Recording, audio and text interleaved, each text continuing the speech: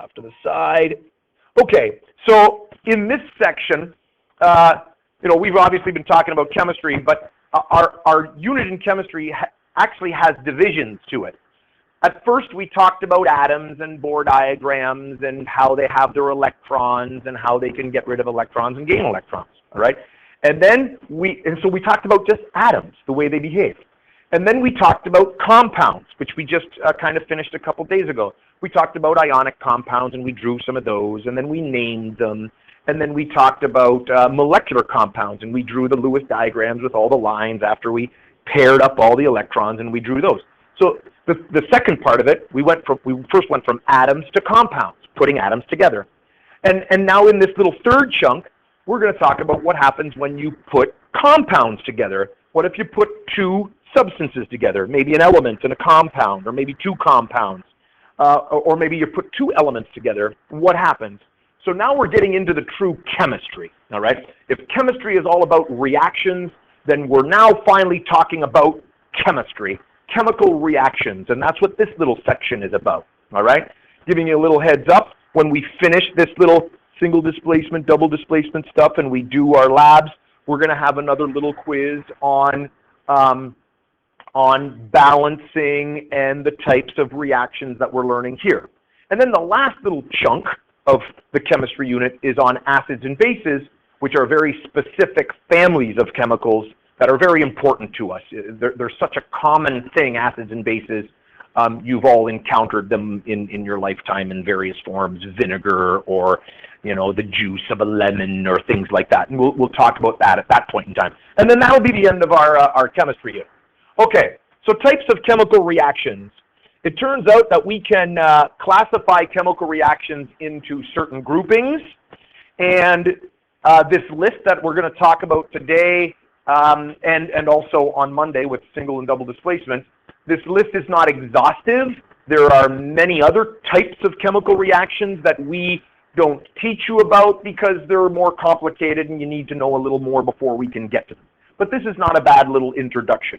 So the first reaction I want to talk about is combustion reactions, and we'll just let you write down what a combustion reaction is.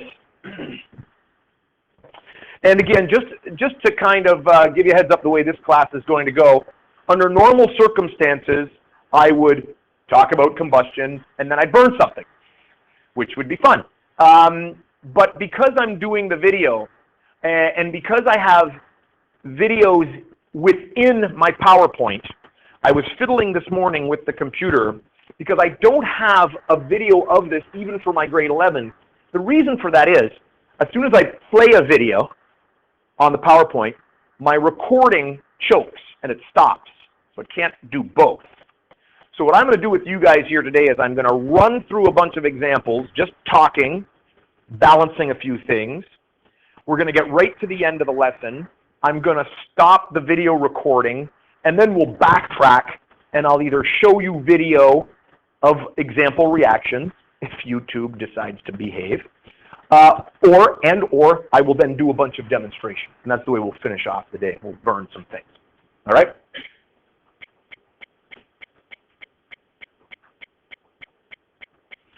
So combustion reaction is a reaction of a substance with oxygen gas producing energy as heat or light, and then producing compounds called oxides.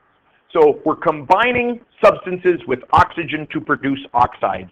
Probably really, I can't say probably, but one of the first man-achieved reactions, right? Fire, all right? Fire is combustion, and so once human beings determined how to burn things, right, then they were off to the races and the world of chemistry started, right? The cavemen, okay, I don't know if they were cavemen, but anyway, people from long ago would have lit fires and put things into the fire to see what it would do and, start to, create different types of reactions by adding different things. Okay, so yeah, you can write that down. I'm not a fan of these animations because I always forget there's extra ones there. So if we had like a general reaction for it, some kind of fuel plus oxygen produces the oxides and energy is given off.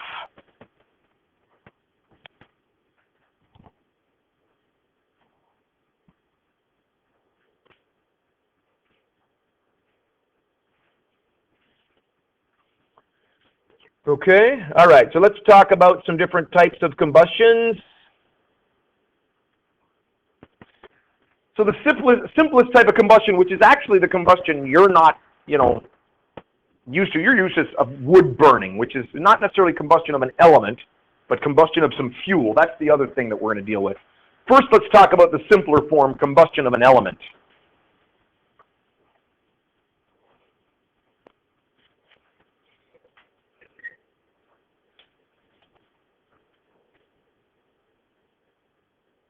So again, if we had some kind of general word equation, the element concerned plus oxygen to produce the element's oxide.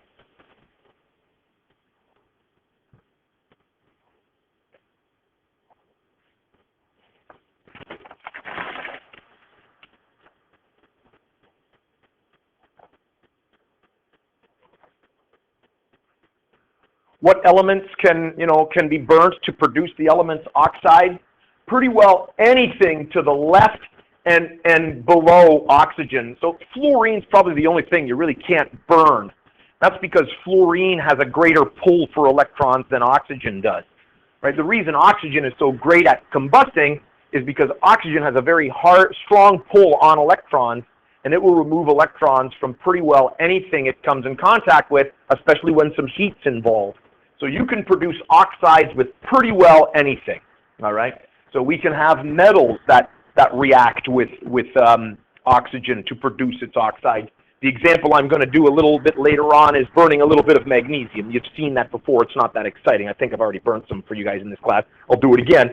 But you take that magnesium and get it nice and hot and have it react with the oxygen in the air, and that reaction can take place. You can obviously have carbon, react with oxygen to produce carbon dioxide. You can have hydrogen react with oxygen to produce water, all right? You can even have nitrogen react with oxygen to produce nitrogen oxides. Nitrogen doesn't react very willingly, but it can. You need a lot of energy to get that happen. The closer you get to oxygen, the harder it is to oxidize it, because nitrogen pulls pretty hard on its own electrons too, all right? But you can get it to happen. It's a good thing that nitrogen doesn't burn freely in oxygen, because our atmosphere is made up of about 78, 79% nitrogen with about the other 20% oxygen. So if nitrogen did burn freely with oxygen, our atmosphere would literally burn itself up, and we wouldn't have any free nitrogen and free oxygen, and then we wouldn't live, because we need the free oxygen in order to live, right? So that's a good thing. But you can get it to happen. So pretty well anything to the left and below, not including the noble gases, can be reacted with that. Okay, so the general equation, simply element A, for example, like A, there is no element A on the periodic table. We're okay, we understand that, right? This is just in general any element, plus oxygen to produce its oxide, and we would have to use the crossover in order to determine what the formula of that oxide was, okay? All right. So now some examples here, just put EG. And I'm going to burn some magnesium for you in a moment. Again, just because I'm recording the video, I'm not going to do that right now. I think it's better if we just take our note, get to the end, I give you the homework, and then I show you some of this stuff.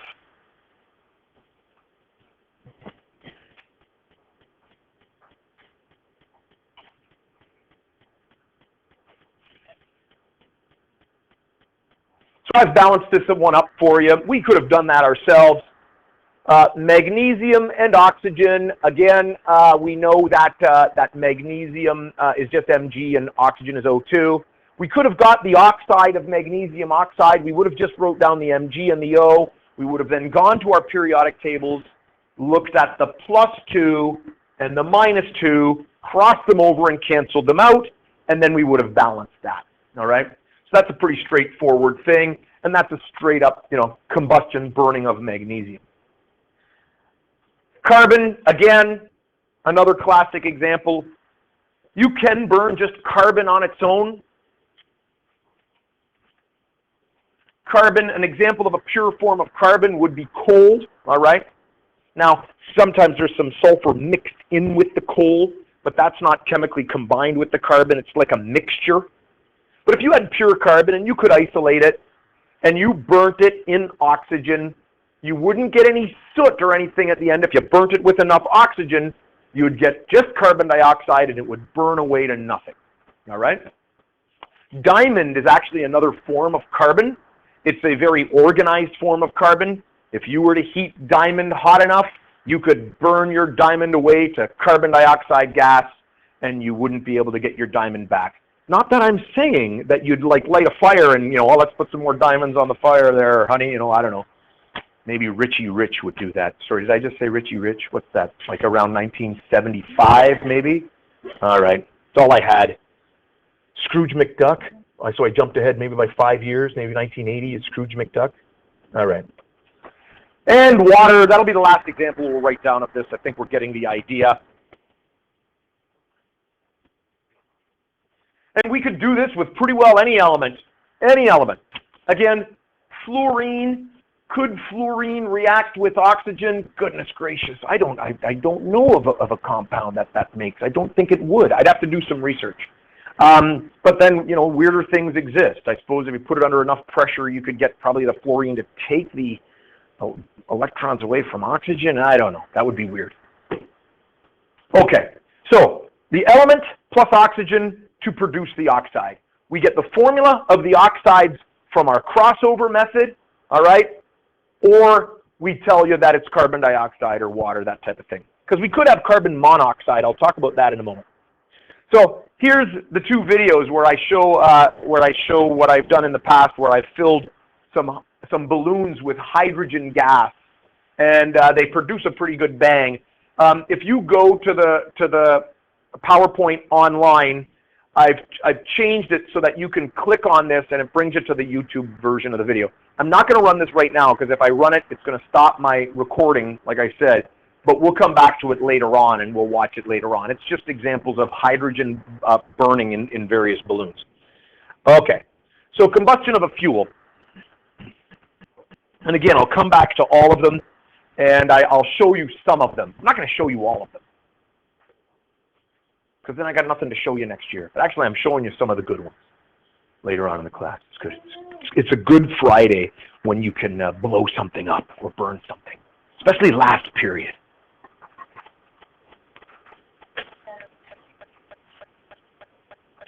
It's blue, though. Is that acceptable? Yeah. All right. I only have a green one. Okay. So combustion of a fuel. Now, a fuel typically contains a chemical that we call a hydrocarbon. And a hydrocarbon is simply a chemical that contains carbon and hydrogen. Pretty straightforward. It's a hydrocarbon. Hydrocarbons come in all kinds of different forms. Gasoline, natural gas, kerosene, propane, butane. The link between all hydrocarbons is that they tend to come from fossil fuels. They come out of the ground as either crude oil or the tar sands, all that stuff. If you're burning a piece of wood, it's almost like burning a hydrocarbon, except it's got some oxygen locked into it as well. It's technically called a carbohydrate, and that's things like cellulose fibers and sugars can be burnt as well, and they would burn very similar to this. But technically, there's some oxygen in it as well. Therefore, it's not just a hydrocarbon. It's got the oxygen in it. But it burns the same way. You could balance it up the same way. You guys actually balanced some that had some O's in the fuel on the left, if you recall from your worksheet yesterday. Okay, when these fuels burn, the products are carbon dioxide and water. And that's because the carbon in the hydrocarbon reacts as if it's by itself to produce carbon dioxide. And the hydrogen in the hydrocarbon reacts with oxygen to produce water.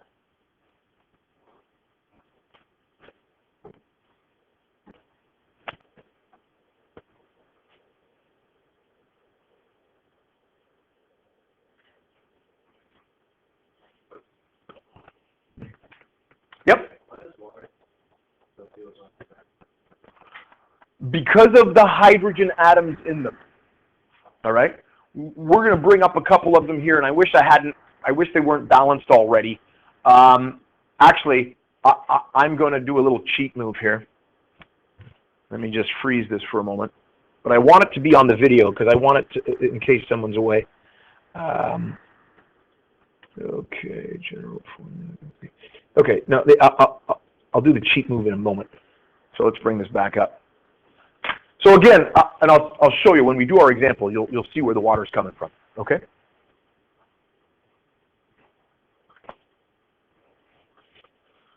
I can even show it here. All right. This is a general word equation for combustion of a fuel. The hydrocarbon plus oxygen gas to produce carbon dioxide, water vapor, and energy. Chemically, a hydrocarbon is made up of hydrogen and carbon.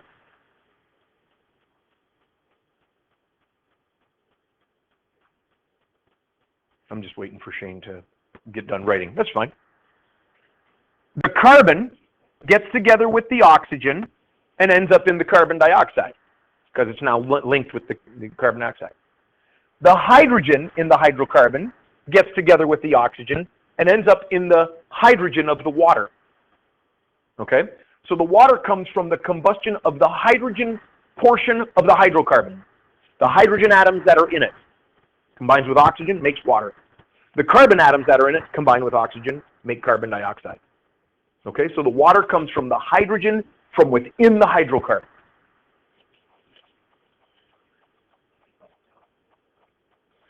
General equation for complete combustion.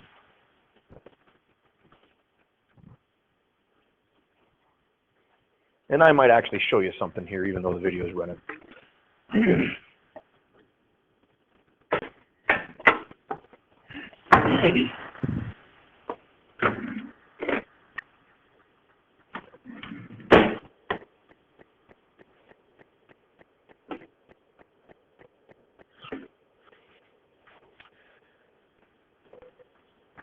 A general equation is one that we can use for multiple examples, like the one for combustion of an element. We just put an A there, insert whichever element you want to burn. In this case, we're putting X carbons and Y hydrogens. And we've already balanced some hydrocarbon reactions. We would then take that X and we would make X carbon dioxide, right? We would take the Y and divide it by 2, so you'd have Y divided by 2 waters. You could actually generate a balanced chemical equation with X's and Y's in the whole thing if you wanted to do some crazy math and balancing, and then you could program a computer program to do that for you. Wouldn't that be fun, Abby, if they could do that for you? You could do that. We're not going to do that. We're going to do it step by step when we do some practice balancing. Actually, let's do an example of one right now. Let me just write an example down here. So let's just put here e.g. because I know my examples that I have up ahead are all balanced, and I want to practice some balancing here as we do this. Let's start with something called ethane. Ethane has C2H6. All right? Ethane is also in natural gas. So when we burn our Bunsen burners, we don't burn the Bunsen burners. When we burn the fuel that comes out of the Bunsen burners, it's a mixture of methane, which has 1 carbon, C1H4, and ethane, which is that stuff. The next hydrocarbon up in terms of carbons is called propane. And you've all heard of propane. You barbecue with propane. Some vehicles run on propane. All right? If you keep moving up, you get to C4, C4H, and it's 10. The way I'm getting the H's is I'm doubling the number of C's and I'm adding 2. And you'll learn why that is if you keep on taking chemistry. The next one up is called butane, right? And butane is found in lighters. This is a butane lighter. And butane is a liquid, right? Where this stuff is a gas. Is it coming? There we go. That stuff is a gas, all right? So let's balance this up. Plus O2, CO2, H2O. I've left some room to change the coefficients. And I'm hoping we're pros at this point. How many carbon dioxides will be formed? Natalie, what do you think? Sorry? 2, she's right. You can be more confident that you say 2. I say, yeah, 2, correct. Because you were looking over here, right? Perfect. We look at the carbons, we have 2. Because the carbons end up in the carbon dioxide. That's why we do that. That's literally what's happening in the chemical reaction. In the heat of a flame, these molecules blow to pieces. And then you've got carbon atoms flying around, you got hydrogen atoms flying around, you got oxygen atoms flying around because the O2 also blows to pieces. Then they coalesce and stick together as new, more stable compounds. So, 6, how many waters? Yeah, Shane? 3, right? And you just answered your own question. Where does the water come from? It comes from the hydrogen in the hydrocarbon. Yep. I'm going to get there. We're going to get there. Let's first get to the half first. You're already seeing it because what you're doing is you're going, uh-oh, odd number of O's. I'm going to be in trouble. I like to do the double at the end. So, how many O's in the CO2? For all of the CO2s? 4. How many here? 3. 4 plus 3 is 7. So how many O2s do I need if I'm going to use decimals? 3.5, 3.5, which is against the rules for balancing chemical equations. So we double everything, because if it's balanced like this, then we can double. It'll still be balanced. All right, so we're going to double everything, and I'm going to use blue, I guess. So 2, 7, 4, and 6, and we've balanced it. Okay? All right, and again, that's just a review of balancing. Okay. Examples, don't write this down. We've got an example already written down. This again is our methane. It's got 1 C. It's also what comes out of the Bunsen burner. And you can see it balances up nicely. We could have easily balanced that up. And I sometimes take the hose off of this and I put it in a bubble solution and I make some methane bubbles. Maybe later. And then we burn it. And then I add some oxygen to it. And then, but that'll be for next year. You guys will get all that stuff. So let's check out another one here. Oh, this is a fun one. This is ethanol. All right. Ethanol is what they make at some of these ethanol plants where they take corn and they cook it up, they ferment it, and then they create ethanol for fuels. I'm going to show you my demonstration. This is my demonstration of a rocket car where I'm going to make a little rocket. We're going to fly it across the room. And we'll do that again later on. And I'd love to show you the video, but my recording would stop. I'll show it to you later on. All right? Now notice this already has an oxygen in it. And I think we had to balance one of these on one of our practice sheets. But that's not a problem. We still do our 2 carbons and 6 hydrogens, right? 6 hydrogens, so 3. And again, I've got 7 oxygens, just like the example I just did. But notice there's already an oxygen in there. So I didn't need 3.5 because 0.5 was already hidden in there. So if I take my 3, I've got 6 and 7 and 7. All right, so that's balanced there. But again, no need to write it down. They're all the same type demonstrations. This is a good one too that I used to do. And I used to take propane. This is the molecule for propane. And I would make a bubble of it and I'd burn it. And then I'd add some oxygen and I would talk about how the oxygen affects the way it burns. And I'll talk about that when I do my demonstrations, all right? Oxygen is very important. Oxygen is just as important as the fuel, right? If you don't have oxygen, the fuel isn't going to burn correctly, and you're not going to get an energetic combustion reaction. It's not going to be complete, all right? And I'll show you that as well later. Let's write a little bit down about incomplete combustion.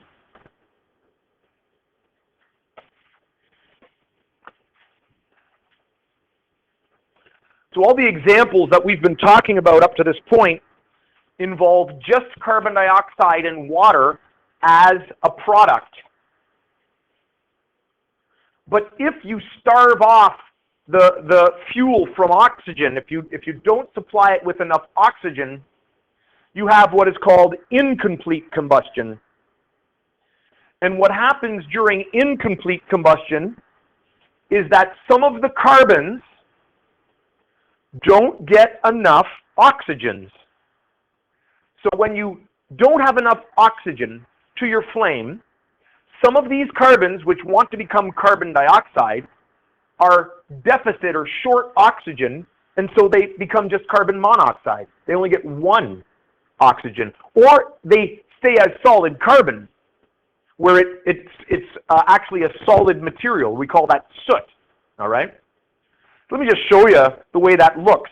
Now, to balance an incomplete combustion, I'd have to tell you some things. There's all kinds of different ways. It's not a nice, easy thing to balance. I wouldn't make you balance an incomplete combustion because you can sometimes have more CO than C. You can have sometimes more CO2 than these other guys. It depends on how much oxygen that is there. But let me just show you an example of this. So if I fire up my monster burner here, that's fun. And don't mind those little flecks of color. They're coming from metals that are actually in the Bunsen burner. But what I want you to look at is the nice blue flame. That nice blue flame indicates complete combustion. That blue flame means that we're getting carbon dioxide and water, all right? Now, if I take the base here, which has these little openings in it, which is where the air comes in. Remember, the air comes in there. What do we got? Somebody can't see because we got the... Connor, I think they're indicating your head is large, I think is what that is. All right. So if I take the Bunsen burner, and there's the windows that we have that allows the air. And remember when we were using the Bunsen burners? If I choke that off by putting my hand around here, I don't know if I can do it. Come on, choke it off here. And you can see the flame goes from blue to that yellow. In that flame, there would be carbon monoxide, and there would also be a lot of soot. So we can't see it, but there's little black particles going up into the air right now, which is what happens if you have candles. The same thing happens with a candle, and that would be incomplete combustion, all right? Now, what is incomplete combustion good for? Like I said, candles, a romantic evening. It's about the only thing an incomplete combustion is useful for, because it's not getting all the energy out of the flame, all right? That flame is more energetic, it's hotter, and it's burning cleaner, all right? So there's the difference between incomplete and complete. Incomplete combustion can be dangerous because if you were to have that run in your home for a long period of time, the carbon monoxide would build up in the home, and if you were to inhale the carbon monoxide, it results in carbon monoxide poisoning. Carbon monoxide poisoning is a result of the fact that a carbon monoxide molecule is very similar to an oxygen molecule, all right? Now you might think that they're quite different, two lone pairs, double bond, one lone pair, triple bond. But for some reason, the carbon monoxide molecule has a great attraction for the hemoglobin molecule, which is the molecule that brings oxygen out to your cells. So you take a deep breath, oxygen comes in, gets into your red blood cells, sticks to the hemoglobin, goes out to your other cells, and then leaves, and it provides oxygen for your cells. Carbon monoxide comes in just like the oxygen, gets onto the blood cells, onto the hemoglobin, but it's like a really rude, streetcar rider that doesn't get off of their seat. When the carbon monoxide gets out to the other cells, it doesn't leave. It sticks tighter than oxygen so that it then gets a ride back to the lungs, still doesn't get off, and stays on. That means as you continue to inhale carbon monoxide, all of the hemoglobin molecules, which hold on to the oxygen, are getting filled with carbon monoxide molecules, which means oxygen isn't able to get out to your cells anymore, and it gets to your brain doesn't have enough oxygen, and you would pass out, that type of thing, all right? You can force it off under very extreme high oxygen concentrations. You can force it out by having really high concentrations of oxygen, and that's how they take care of someone who has carbon monoxide poisoning. But that's why it's dangerous that way, all right? So you don't want to barbecue in your house, okay, right? And actually, it is kind of a joke, right, when I say that. But in reality, I don't know if you listen to the news carefully enough. Every winter, you hear of a terrible story about some family that were, you know, the heat ran out and they bring their barbecue in and, you know, tragically someone dies because they're trying to heat their house with a barbecue which is not a good combustor, like it's incomplete and it produces a lot of carbon monoxide, right? Also, they say check your air intake for your furnace, right? If you have a furnace that burns natural gas or oil, you have a pipe on the outside of your house that sucks clean air in. If that thing is blocked, let's say by plants or by snow, it's just like choking off the Bunsen burner. It's going to burn in completely, and it's going to be building up carbon monoxide in the house, which is why you need a carbon monoxide detector. Okay, moving on to synthesis reactions. So, combustion, you must have oxygen as a reactant. That's how you're going to tell a combustion reaction. Is oxygen a reactant? All right? That's how you're going to know. That's what's going to trigger your, yep, that's a combustion reaction. Synthesis reactions are when two things combine to form one thing. That's how you're going to identify a synthesis reaction. It synthesizes a new thing. Two things become one. We're going to write that down. 2, 1.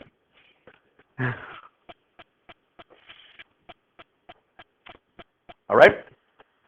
Now, we actually have encountered a synthesis reaction already. One of the reactions we've already discussed is actually also a synthesis reaction. Which reaction would count as a synthesis reaction? Two things coming together to form one. You may look back at your notes if you feel you need to in order to check that. Yep, Jane? That was an example. Yep. Just the hydrogen and the oxygen. Perfect. We had a title for that type of reaction. Combustion of, again, you can look back. You don't have to go, oh man, that was like 5 minutes ago.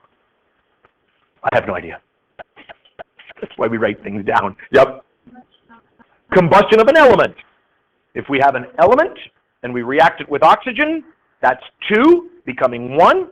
That's an example of a synthesis reaction. All right? When I take this magnesium in a moment and I burn it, I'm taking magnesium, an element, with oxygen, and I'm creating a singular new compound, magnesium oxide. So combustion of an element is also a synthesis reaction. 2 becomes 1. But because oxygen is a reactant in the combustion of an element, that makes it also a combustion reaction. Okay? All right, that's fun. Examples, again, just put EG, and you just write down, goodness gracious, just write down 1 and 3. I actually hope to show you number 3, but I show it to you in the other room in the fume hood because it's stinky. And it's the sulfur that makes it stinky. Sulfur is stinky. It's just the way it is.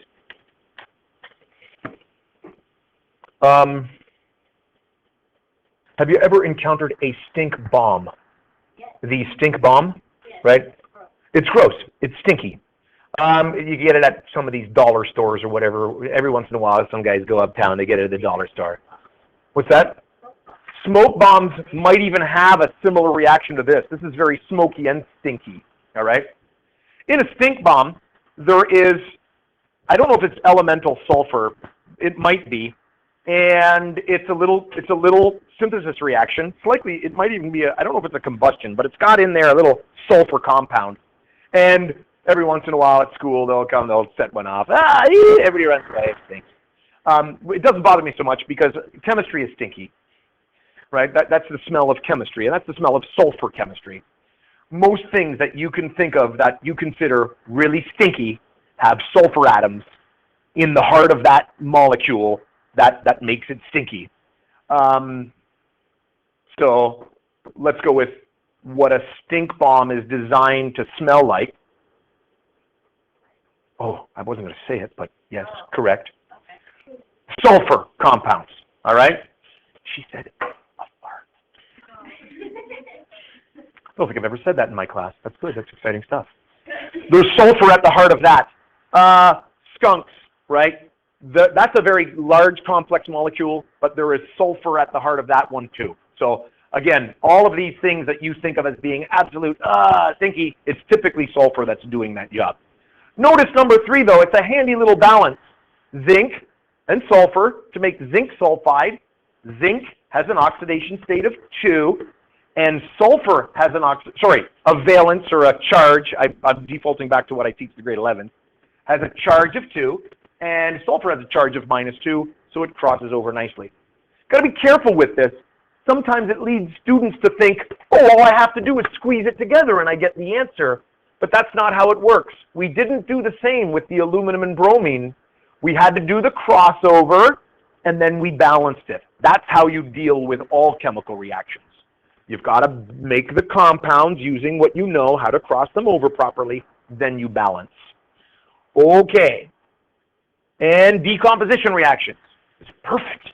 I'm going to make it, and then I'm going to blow things up. It's going to be awesome.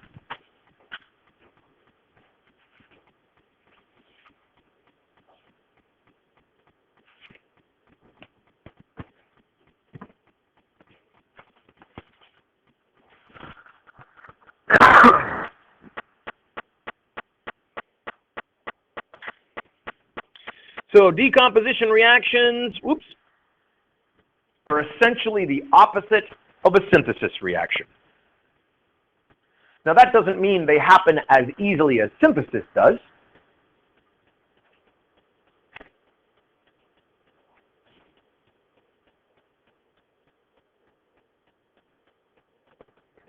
If a synthesis reaction takes place very easily and energetically, then its decomposition does not take place easily, or it would just bounce back and forth, right? It would be synthesis and then decomposing and then synthesis and decomposing. So some things are prone to synthesis and make very stable compounds, but then you need something that is unstable that will then decompose. And there's a neat compound that I can make that I'm not going to show you because I'm going to save some for the grade 11. It's called nitrogen triiodide, but if we've got time, I'll see if I can do a little YouTube search for a nitrogen triiodide reaction because that compound, nitrogen triiodide, is very unstable and it decomposes very easily. Again, we're going to want to be able to identify these. This is when one thing breaks down to 2 or more, all right? So we could have it breaking down to 3 if there was, say, 3 atoms in that particular thing. But you're looking for the one reactant breaking down to 2 or more. And that's how you're going to identify a decomposition reaction. Excellent. I'm sensing some boredom. We got a head lean. We got a double head lean here. That's good. That's your natural state? All right, that's fine. No, boredom is good. To me, it indicates, yeah, we get it. Let's move on to blowing stuff up, Mr. Sanders. Let's go. No, you don't get it? No, I need it. But I mean, when I'm bored, it doesn't understand.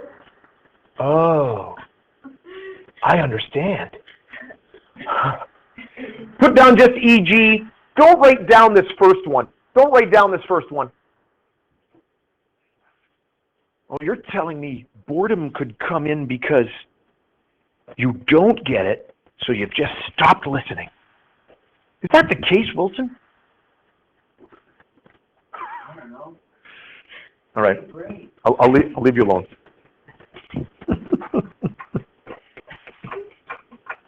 All right. Don't mind the first one. This is one we used to do as a demonstration. You'll notice it is a very complex molecule. What is this front part called? Yeah, it's ammonium. It's ammonium. And this is actually called a dichromate. This is ammonium dichromate. And we've got some of it. We've got actually quite a bit of it left. And all you got to do is heat it up a little bit, and it blows apart and gives off water, gives off nitrogen, and then gives off this chromium oxide. It's a chromium 6 oxide. But this stuff, we've recently learned, is a suspected carcinogen, all right? So tests are being done, and they're basically saying to us in science classes, don't do that unless it's like in a fume hood and it's under very controlled examples. So we don't do that demonstration anymore. But it's a neat one that shows that you can have a complex molecule break down into 3 different things. Water breaking down to make hydrogen and oxygen. You would have been demonstrated last year the Huffman apparatus. Remember seeing the Huffman apparatus, and it makes the bubbles and it makes H2O. That's an example of a decomposition. Now that's a forced decomposition, right? Water does not normally want to decompose. It's not like you have a glass of water, then all of a sudden, whoa, I've got some hydrogen and oxygen gas kicking around, because that doesn't normally take place. It would rather exist as the water molecule. So this you have to force a little bit with a little bit of electrical energy, and that's what the Huffman apparatus does. But that's still a decomposition reaction. So did you write down number 2 as an example? Excellent. Let's just also write down number 3. That's the nitrogen triiodide, and that's a cool one, man. It makes a big bang. It's pretty awesome. If we've got time, I'll show it to you on YouTube. And if not, you could just YouTube yourself. Nitrogen triiodide decomposition. I'm sure it's got the autofill. As soon as you start putting in nitrogen it's going to come up with all kinds of them, because it's a neat little explosion. This is an inherently unstable compound. When you make it, you're not going to make it. When I make it, right, and I get it out on a little piece of paper there, it's so unstable. And I've never done it this way, but many videos just have people touching it with a feather, and it decomposes into nitrogen gas and iodine gas and goes bang. Oh yeah, it's the coolest thing ever. I usually have to head it a little harder with the end of a meter stick, and then it just goes bang. It's really cool. Saving that one for grade 11. Yeah, but you can, like I said, do a Google search, etc. Let's not write all this stuff down. Let's just quickly talk about these, right? They're online if you want to go back and take a look at it. Identify it either as combustion, synthesis, or decomposition. I'm looking for a volunteer. Anyone? Anyone? Wilson. Thank you for volunteering. Look, I have magnesium plus sulfur to produce magnesium sulfide. I have 2 of these and 1 of these. What type of reaction is this?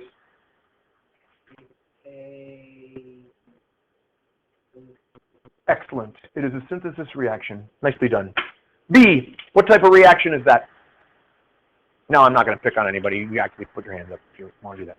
Or I will pick on people. Yep, what do you got? Is this one decomposition? Sulfur and oxygen to produce sulfur? It's a synthesis. Correct. What else could we call this? It could also be classified under another type of reaction that we've seen. Yep, Marissa?